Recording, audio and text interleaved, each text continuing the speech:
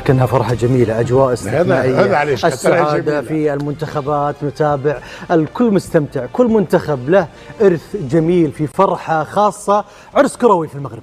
وعليش يحرمونا منها، وخاصة الكأس الإفريقية هذه اللي في المغرب فعلا بمواصفات عالمية.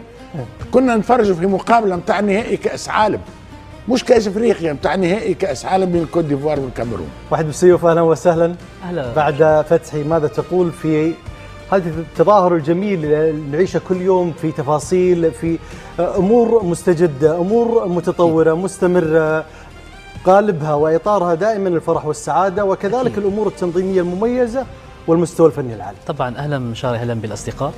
طبعا هذه النسخة مثيرة جدا، أنا كنت أتحدث مع بدر الدين قبل دخول الاستديو، هذه النسخة أفضل نسخة نظمت من حيث الإثارة في آخر 3 سنوات، آخر 3 نسخ وقيمت فيها البطولة ب 24 فريق.